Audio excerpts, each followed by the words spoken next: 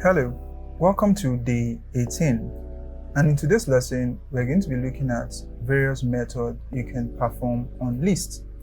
And to start with, we're going to start with the pop method. Now, for us to see how the pop method works, we're going to declare our list, then call the pop method. Actually, what the pop method does is it helps us to remove a particular section from our list. And by default, it removes the last index. Enough of the explanation. Let's write some code to see how it works. So I'm going to say my list, and we're going to assign it.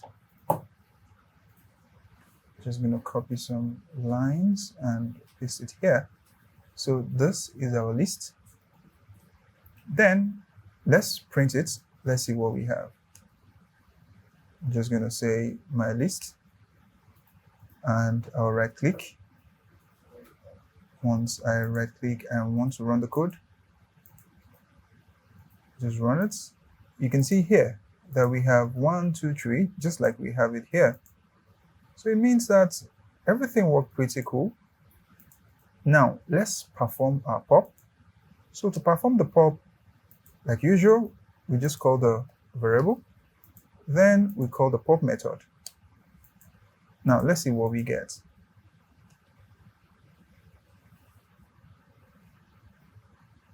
Call the print function. Call my list again. Call my list again. Now let's print again to see what we get. So now you can see that we've popped out the last value, right?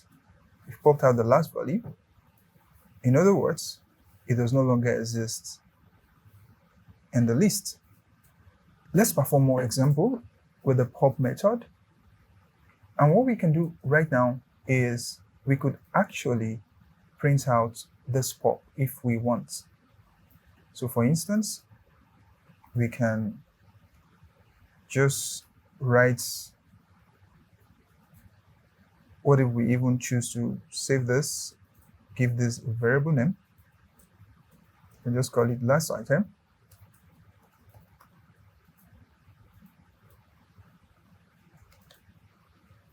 Okay, let's see if we print last item, what do we get? Let's add a string to know where this is coming from. Last item. Let's run it and see.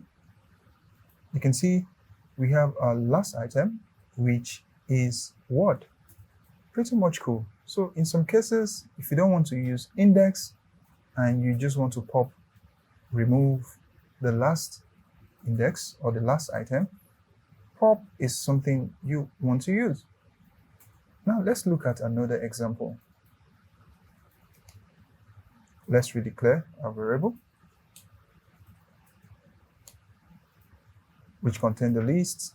Let's see if we can pop the position too. So I'm just going to say print. Then we call the myList, call the pop method. Then we say the position 2. Let's see what we get. If we run it, you can see we get 3 because 3 is in the 3rd position. Cool. I know you have the clear idea of how the pop method works. Now let's look at another method, which is the index method. With the index method, you can actually locate the specific position of your item in a list. Let's see how that works. We are still using this very list. So for us to identify a position, let's call a print function. In fact, maybe we may want to do this and call it index. Now let's print our index. So to do that, let's just write another print function. Now in the print function, let's reference our myList list. So let's call it my list, then call the index method. Now in the index method, you need to reference the actual item that you want to know its index. So let's say, for instance, I want to know hello, right? The index of hello. So I'm just going to have it there. And once we run it, let's see what we get. So you can see the index of 2. Okay. What if we want to see 1?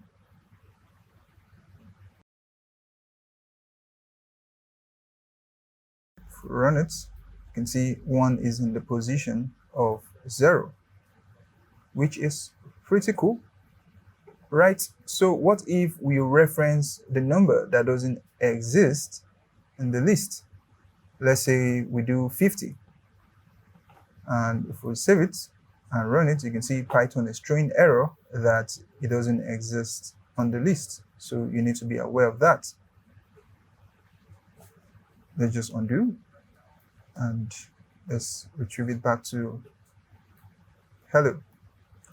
Now let's go forward and see what we can do with the insert method. Let's call it insert. Now with the insert, just like it sounds, is a way to insert a new value. Okay, so let's say we already have our list. Of course, let's try to insert something. So we're going to call the myList. Then we call the insert method. Now insert takes 2 parameters. So let's say the first parameter, which is going to be, let's say we want the position of 0. So we want it to insert just the front. Maybe what we want to do first is let's print our list, my list.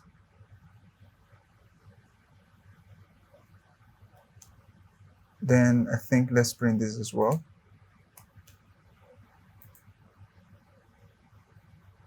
Or we can just ignore the print for now, and we can just print my list below. You can just say my list. Okay, now let's finish here. So we need to take in 2 parameters. Here is the position you want to place or you want to insert the item, and this can be the order item that you want to insert. So let's say we want to insert number 50. Okay, and let's save it and run it to see what we get. So you can see in the position of 0, we have our 50, which is really cool. Another method we can also check is the clear method. Let's try to replicate a string, and let's just have clear method. Now with the clear method, like it sounds, is a way to clear every item on the list. In other words, when you clear a list, it means that you're going to have an empty list.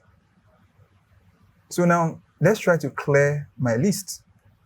If we say my list, then we'll call the method. If we try to print my list again, let's say my list, and let's see what we get. If we check what we get, if we run it, is basically an empty cleared list. Pretty much cool. Now we have 3 more methods to go. Let's see again if we can check count method. Now for us to check count method, let's declare my list as well with the value. Okay, now let's try to use the count method. Now with the count method, you could actually count how many items exist in a collection. And let's see what I mean. So let's say, for instance, we call the print function and we say my list, then period, and we call the count method. Now with the count method, we need to specify what we are counting. So let's check how many times 1 appear in our list. If we run it and see what we get. List object has no attribute count. You can see something isn't right with our spelling, so we need U there. So let's try to run it again. You can see Python is really nice, telling us that something isn't right. I think we need to copy this, our new line statement, and let's just replace it with count, just to give us a very clean outlet.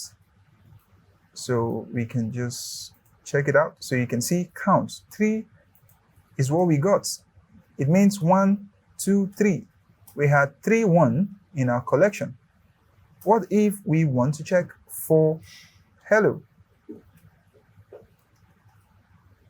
Remember, this has to be a string. And if we run it, let's see what we get. It appears 1. What if we say capital hello? Run it. You can see that you get 0 because, there is no hello with all capital letter included. Now, these are some of the things to pay attention to. Okay, now let's also look at another method which is called reverse. Reverse, just like the name sounds, reverse allows us to reorder the order of a collection. Now let's see what we can do with that. So right now we have, in fact, let's declare our list again.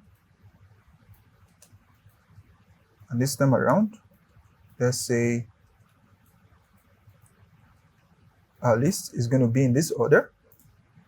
Now let's try to reverse. So I'm just going to say print my list. Okay. So this time around, let's say my list reverse, not remove, reverse. Okay. Now let's print my list again. Let's see what we get. You can see now in the first instance, we have it just like the way we declared it in the variable. Now with the reorder, which we use the reverse method to perform, we can see that we are able to reorder the list, which makes a lot of sense. Another thing we can look at is the sort. The sort method allows us to do something again, which of course might be things you will need. Let's call it sort. Now with the sort, in fact, let's bring in another list, which we are going to call my num. Now with this, let's print the variable first. I think this should be num list instead. Num list. Now let's call the sort method num. We can just say num list, then call the sort method, then print num list again. I'm just going to save it. Now you can see that in the initial instance, we have an ordered list. Right now, we're able to sort it in the hierarchy of the digits. In other words, if you look at it closely, Python has done the sorting for us. Pretty much, these are some of the things you can do with the list method. You can also search for more things that you can do and keep learning, right? And that's pretty much how we wrap it up on this one. If you have any question, do let us know. And if you're yet to subscribe to our YouTube channel, please do that right now so that you can be notified every time we release a new tip. Until next time, I'll see you in the next one.